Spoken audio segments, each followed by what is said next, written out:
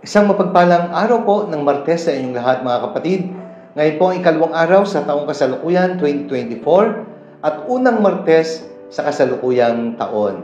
Kaya talagang napaka-espesyal na araw ng demosyon sa ating patron at tagapagtanggol na si San Antonio de Padua.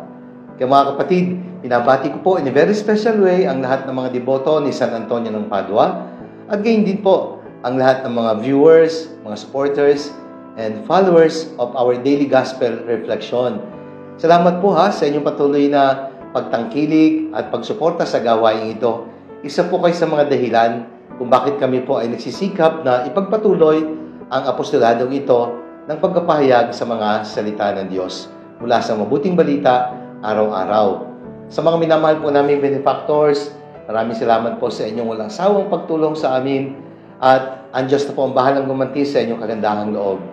At muli po, welcome sa ating daily gospel reflection, first Tuesday of the month and first Tuesday of the year. Sama-sama po nating pagnilayan ang mga salita ng Diyos mula sa mabuting balita.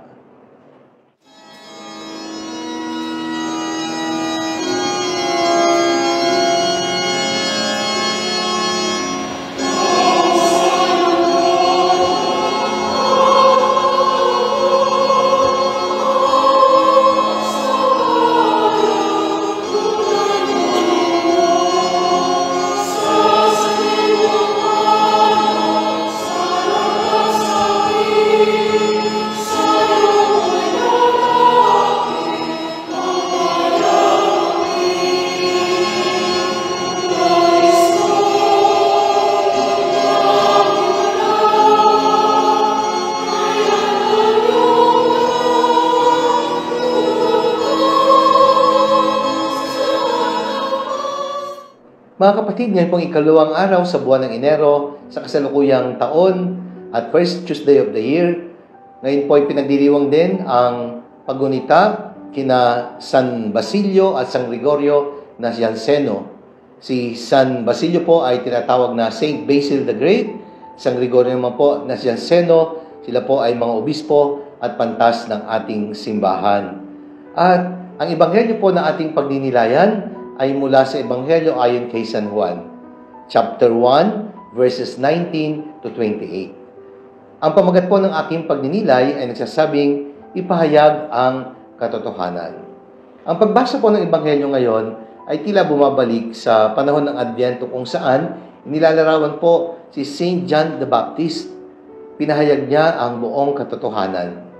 Mga kapatid, tiyak at totoo ang pangako ng Diyos, sapagat ang Diyos ay isang Diyos na tapat sa kanyang mga salita. Siya ang Diyos ng katotohanan. Mahirap ang buhay na walang katiyakan, di po ba? Mahirap kung hindi natin alam kung anong buhay na naghihintay sa atin. At kung ang lahat naman pala sa dulo ay walang katiyakan, ano pa ang aasahan natin? Natitiyak kong magiging malungkot ang buhay kapag sa buhay natin wala tayong katotohanang inaasahan. Sapagat marami po sa mga kabiguan ng tao sa kanyang buhay ay nagmumula sa mga pangarap na hindi nabigyan ng katuparan dahil sa mga pangako na ipinakulang at hindi naman binigyan ng katuparan. Nawi ang lahat sa pag-asa sa wala dahil sa mga taong sinungaling, nagpaasa lang, nangako, hindi naman tumupad sa mga ipinangako. Subalit ang Diyos ay Diyos ng katotohanan.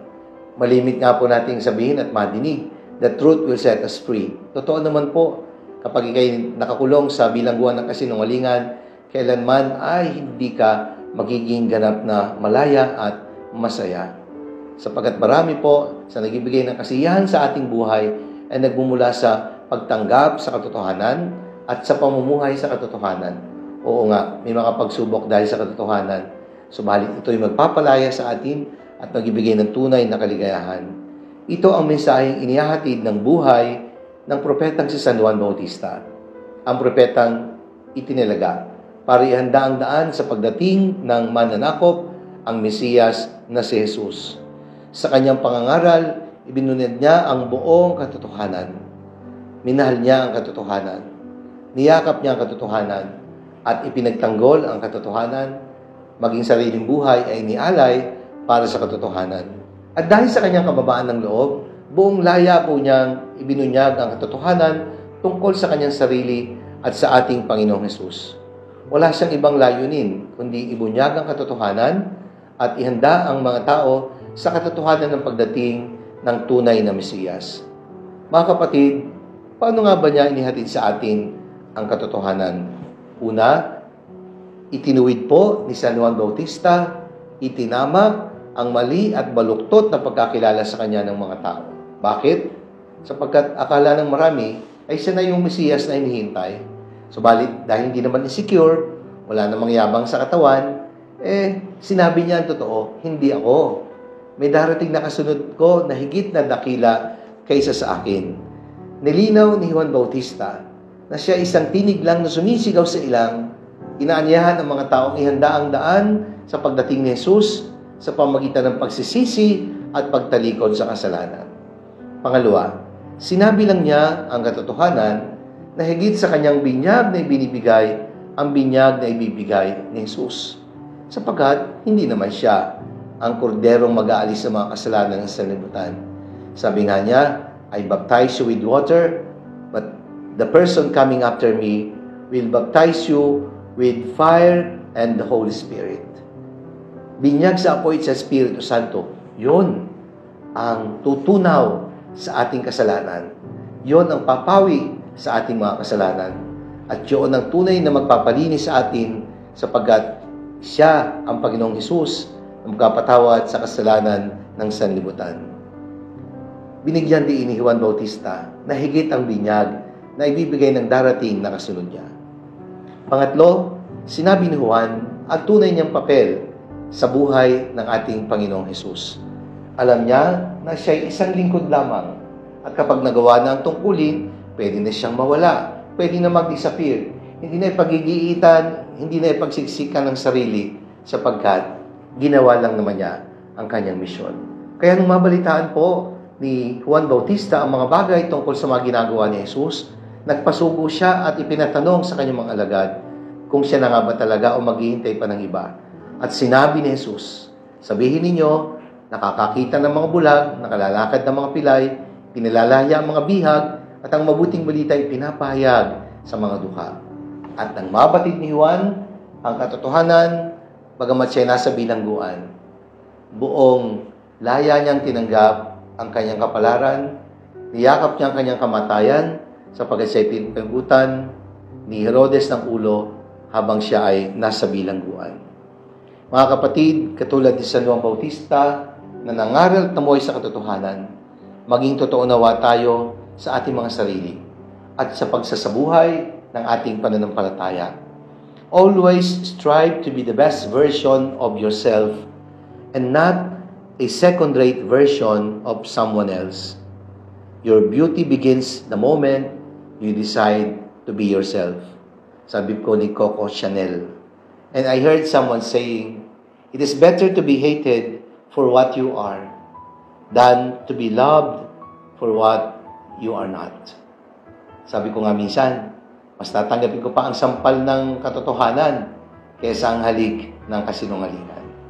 Kaya mga minamahal na kapatid, katulad ni Juan, magpakatotoo tayo, yakapin ang katotohanan, ipahayag ang katotohanan. Manalangin tayo, Ama namin makapangyarihan, buhay namin at lakas, bigyan mo po kami ng tapang na harapin at yakapin ang katotohanan sapagkat ito lamang ang tunay na makapagpapalaya sa amin. Nawa, ang katotohanan pinahayag ni San Juan Bautista ay siya rin katotohanan aming mapanindigan hanggang sa huling sandali ng aming buhay. Amen. Maraming salamat po mga minamahal na kapatid. Sana po ay nagustuhan niyo at nakatulong ang ating pagninilay sa araw na ito. Unang Martes sa kasalukuyang taon, ikalawang araw din po sa taong 2024 at araw ng pagunita, kinadakilang San Basilio at San Gregorio Nazianzeno, mga obispo at pantas ng ating simbahan. Maraming salamat po sa inyong patuloy na pagtangkilik. Kung niyo po nagustuhan at nakatulong, i-like po ninyo at i-share. Bahagi natin ang mensahe ng salita ng Diyos sa ating mga mahal sa buhay at mga kaibigan. Let us fill the world with the message and power of God's words. Muli po, maraming salamat at pagpalain tayo ng makapangyarihan Diyos Ama, ng Anak, ng Espiritu Santo. Amen.